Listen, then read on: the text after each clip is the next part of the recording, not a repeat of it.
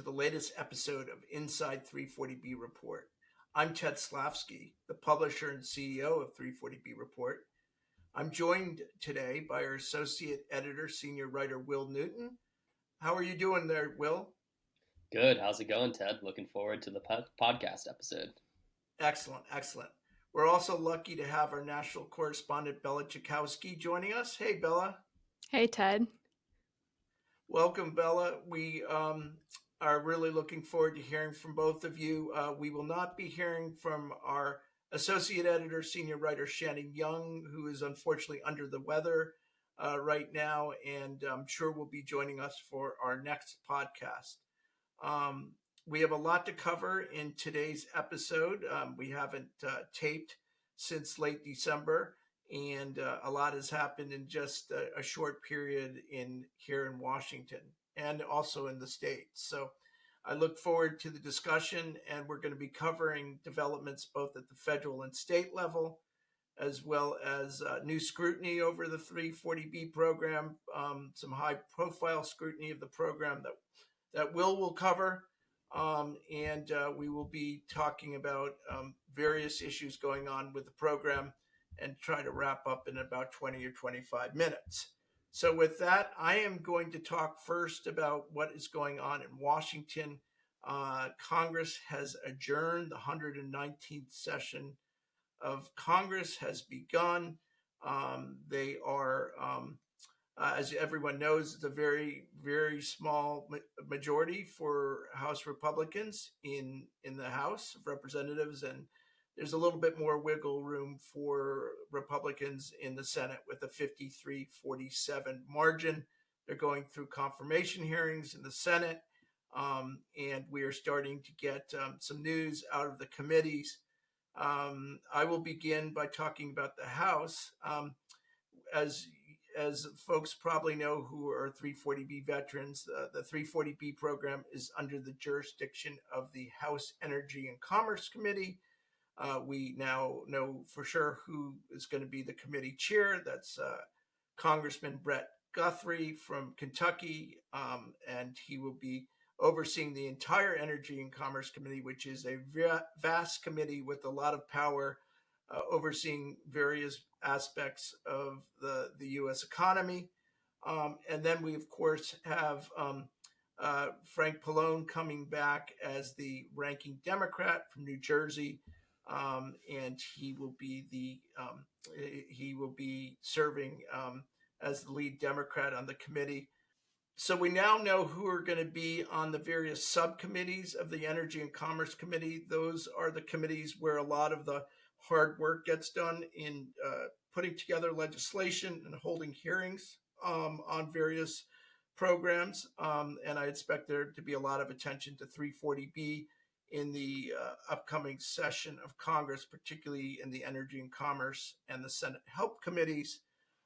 We have now know that Buddy Carter, a pharmacist from Georgia, who has been a longtime critic of the 340B program, will be the chair of the Health Subcommittee. He is a big supporter of major changes to the 340B program that many providers in the program oppose. So that will be really interesting to watch those dynamics. And Diana DeGette has just been named as the Democrat leading the ranking Democrat on the Health Subcommittee. She's from Colorado. She's been a longtime supporter of the 340B program, but also works really closely on issues that are important to the pharmaceutical industry, including taking a lead role in the creation of the 21st Century Cures Act, which is something that has a lot of bipartisan support. It'll be very interesting to watch the dynamics between Buddy Carter and Diana DeGette in the new Congress. We also now know who's going to be the heads of the Energy and Commerce Oversight and Investigations Subcommittee, which will likely hold hearings on 340B at some point, although we don't know for sure. And that would be Gary Palmer from Alabama. Congressman from Alabama has not been involved in 340B issues as far as I know, and I've been in Washington for over 30 years, I haven't heard him really take a stand on the program. And then Yvette Clarke, who represents, I think, Bella, maybe your neck of the woods of the Brooklyn, New York area, is going to be the ranking Democrat on the Oversight and Investigation Subcommittee. So that's what's going on in the House, and Yeah. it should be really interesting. Thanks, Ted. Thanks for that good overview. What's going on in the House, and if we could switch gears a little bit, I know you wrote a column recently focused on the Senate. Could you tell us a little bit about the key lawmakers that 340B stakeholders should keep an eye on there? Oh, sure. So we have not only the House, which is narrowly divided between Republicans and Democrats, with Republicans having just a few more members than the Democrats. In the Senate, we have a 53-47 majority for the Senate Republicans. So they are going to be defining the agenda, but they will also have to work more closely with the Democrats due to the unique ways that the Senate works, and that most legislation needs to be passed with 60 votes. There are ways to avoid that through something called reconciliation, and that will be something that will be used in the coming months. But nonetheless, bipartisanship will be necessary in the Senate. My column focused on two key players. One of them is Senator John Thune from South Dakota, longtime senator, very well-liked member of the Senate, who just was appointed by his Republican colleagues to be the majority leader, which is the top position in the Senate. He's been a strong advocate for the 340B program and has worked closely with the hospitals and health centers in his state, including working on a proposed significant reform bill called the Sustained 340B Act, and we're expecting that bill to get introduced at some point this year. And then we have someone else who's very involved in 340B, who will be chairing the committee over that has jurisdiction over the 340B program, and that's Senator Bill Cassidy. He's a doctor by training, who has been a big skeptic of the hospitals in the program, as well as has concerns about the use of 340B by contract pharmacies and what he thinks are misuses of the program. And he has launched an investigation into the 340B stakeholders. I suspect now that he will be the new chair of the Health Committee, he will likely hold hearings and potentially use subpoena power to try to push folks to provide a lot of information to him. And I'm sure he'll be pushing for some proposals that will not be embraced by the 340B, overall 340B provider community. So the dichotomy between those two important lawmakers, one of them who controls the floor agenda and the other one who is involved in the day-to-day oversight of 340B, shall be fascinating to watch. So with that, we're going to now turn to what's going on in the states. Bella, I know that a number of states have already started to introduce 340B contract pharmacy protection bills, even though it's just the 16th of January as we're recording this. Tell us more. Yeah, Ted, it's the very beginning of the year, but there's already a fair bit of movement among state 340B legislation. We've seen in the month of January so far 5 state contracts pharmacy bills reintroduced, and actually those were reintroduced. All of these states have seen iterations of these bills before. They include New York, Nebraska, New Mexico, Kentucky, and Utah. And it's interesting. We'll have to keep an eye out on what the year holds because 2024 was a record-setting year so far as the number of state bills that were proposed around contract pharmacies. There were 20 total introduced states, 20 states that introduced bills last year, and 6 of them passed. Some of them came very close to passing.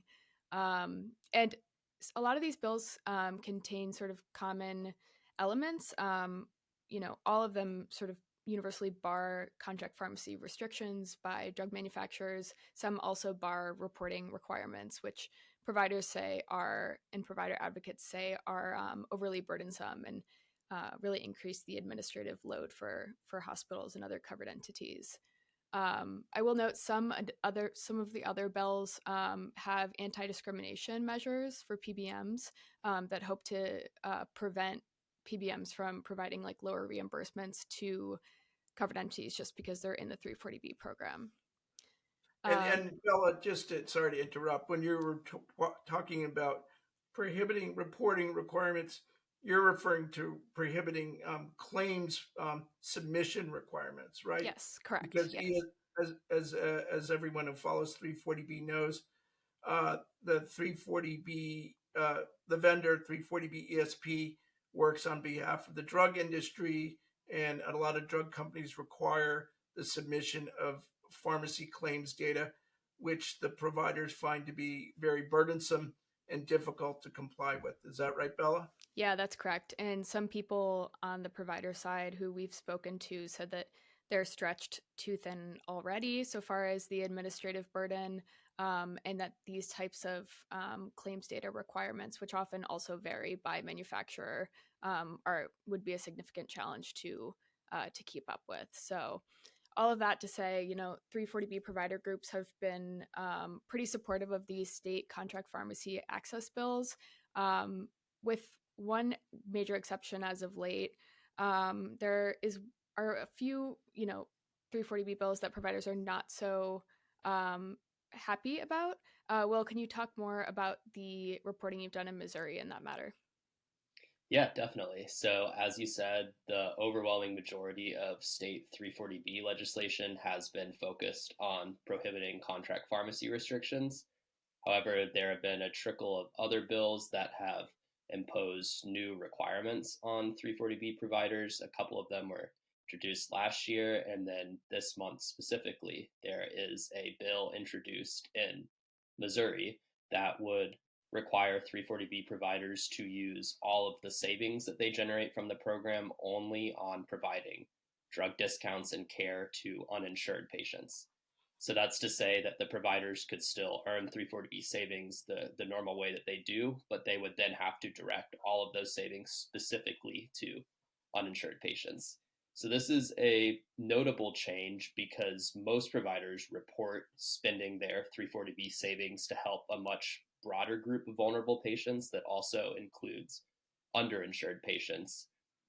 And that's particularly important because now, especially after the Affordable Care Act, there's a much larger patient population that is underinsured, that struggles to pay bills and access healthcare than there is an uninsured population. So that would certainly sort of narrow the scope in terms of what providers are allowed to spend their savings on, and also add some new reporting requirements there. So we haven't seen a particular bill like this in Missouri, so that will certainly be something interesting to monitor as we move forward in the state legislative sessions. Yeah, that sounds like it's probably the most far-reaching anti-340B bill at the state level that I've seen so far. Is it? How about from your reporting, Will? You haven't seen anything like this before, have you? Yeah, so I certainly haven't seen any bill like this, and I think it's worth saying that it's anti 340B in the sense that a lot of providers would oppose it. The bill sponsor is arguing that the program should only be used to service uninsured patients. Most providers and the federal government agency that oversees 340B, however, would argue that the goals of 340B are to serve a much broader range of vulnerable patients that are struggling with healthcare access. Right, and to help cover any stretched scarce resources. As the original law was created, Congress said the purpose of the program was to allow providers to stretch scarce resources and expand access to services. So this certainly would be potentially narrowing 340B's purpose quite significantly, and should be interesting to see. I'm sure there will be a lot of pushback in the state of Missouri to it, so be interesting to see if it moves. Yeah, definitely. Now we're going to take a minute to learn more about one of our great Ultra Diamond sponsors, Verity Solutions. Verity Solutions is a proud sponsor of 340B Report. In today's dynamic landscape, having the right solutions and a dependable partner is more vital than ever. Verity's innovative, award-winning 340B program management solutions are designed to optimize your 340B pharmacy spend and maximize your pharmacy supply chain savings. Verity is dedicated to helping you find new program opportunities and streamline workflows, resulting in more resources to enhance patient care. Visit Verity340B.com to start your journey today. Okay, thanks. Now we're going to turn over to another topic. There have been some fairly high-profile cases that have been that we've been following, and also one that the New York Times has actually wrote about just recently. Just full disclosure, one of the organizations that is the one that was the New York Times looked at, Apexus, is a sponsor of 340B Report. And also another organization that Will is going to talk about, Sagebrush Health, was a sponsor of 340B Report. They are not currently a sponsor.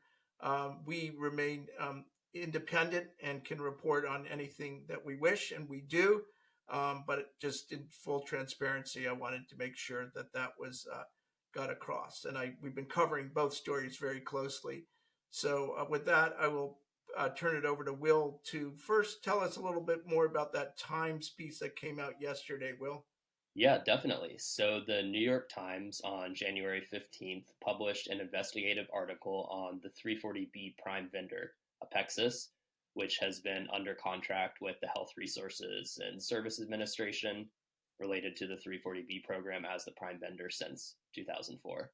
So that article alleged that Apexus had been profiting by helping to drive growth in the 340B program through an allegedly sales-driven focus.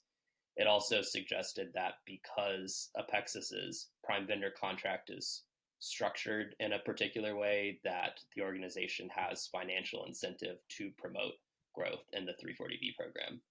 Now, Apexus's president, Chris Hatwig, told 340B Report that the article contained inaccuracies and misleading narratives. You can read the full statement that he provided to us in our coverage of that. So after the article came out, unsurprisingly, a number of 340B critics were very quick to cite the article as evidence of program abuses and conflicts of interest and the need for major large-scale 340B program reforms. However, a number of providers that I spoke to right afterwards said they felt that parts of the article mischaracterized parts of their relationship with Apexus and sort of how the 340B program works and Apexus's role within the 340B program. A couple of providers told me that in their experience, Apexus had been solely focused on compliance. They also mentioned that when the article discussed 340B growth, it did not mention the fact that rising prescription drug prices play a very significant role in that. And one consultant who works with providers and has worked extensively with Apexus that I spoke to in particular said that in her experience working with the prime vendor, whenever there is any ambiguity in the 340B statute or regulations from HRSA, that Apexus has leaned on the side of conservative interpretations and not any interpretations that would lead to a more expansive program. So definitely this article in the New York Times is very significant in that it is adding more scrutiny onto the 340B program right as there's so much potential legislative activity coming up, putting the spotlight on the prime vendor. But then again, as we mentioned, there's also a lot of people who felt that the article mischaracterized parts of Apexus and the program itself. Well, that's really interesting, Will. I know that a lot of the covered entities in the 340B program were upset with the coverage in the New York Times of the description of not only Apexus but also the 340B program, and they think it was a really balanced piece. And I know you heard from a number of them in your reporting. I know that there's also Another subject that you've been following, another story, and that has to do with a STD clinic or STD clinics in Nevada. Can you tell us more about that? Yeah, definitely. So, Sagebrush Health is an STD clinic enrolled in the 340B program based in Nevada. And towards the very, very end of 2024, a couple of drug manufacturers filed a lawsuit against HRSA, alleging that HRSA had unlawfully allowed Sagebrush to enroll several sites in the 340B program and register them as STD clinics and covered entities. So that lawsuit alleged that these sites that were registered under Sagebrush did not meet 340B program eligibility. Also alleged that even though all of them were registered as STD covered entities, many of them were not providing any treatment or services related to STD treatment or prevention, and instead were getting 340B discounts for unrelated conditions like rheumatology, and those drug makers alleged that that had cost them millions of dollars. Now, Sagebrush has strongly denied all of these allegations, and on the same day that this lawsuit was filed, HRSA actually sent Sagebrush a letter calling into question 20 of Sagebrush's sites, saying that they did not meet 340B program eligibility requirements and asking Sagebrush for more documentation and to terminate them. Fast forward several weeks into January, and just very recently, HRSA sent Sagebrush a letter saying that it was going to go ahead and terminate 20 Sagebrush sites, and also alleging that the documentation Sagebrush had provided HRSA was not sufficient to meet the requirements that these sites needed in order to be registered as STD covered entities. Sagebrush, again, has strongly denied any wrongdoing. It has vowed to continue to fight back against HRSA in order to protect the patients that it serves. So this is really important, not only because of its impact on Sagebrush, but also because of the potential ripple effects that it could have across the broader grantee community. So the drug maker lawsuit that is specifically naming Sagebrush is not only targeting certain sites registered under Sagebrush, but is essentially arguing that a much broader group of STD covered entities that receive their eligibility through the receipt of in-kind funding should not be eligible under HRSA's current 340B program eligibility rules. So there's some concern from providers that, if the drug makers are able to win this lawsuit or get concessions in court, that not just Sagebrush, but a much broader group of STD covered entities would be at risk in their 340B program eligibility, and the patients they serve using that funding would also be put at risk. So this is certainly a very important development and something that we will continue to follow very closely at 340B Report. Well, thanks, Will. That's extremely helpful. And Bella, thank you for all of your contributions. And we wish Shannon the best of luck, and I'm sure she'll be better for our next podcast. With that, we will wrap up, and we look forward to our next episode 2 weeks from now. Thank you. 340B Report is your indispensable source for news and intelligence on the 340B program. We are pleased to offer a special discount of 25% off for first-time subscribers. Go to the subscribe tab at 340breport.com and use coupon code podcast25. I know you will find our news service to be a valuable investment. Thank you.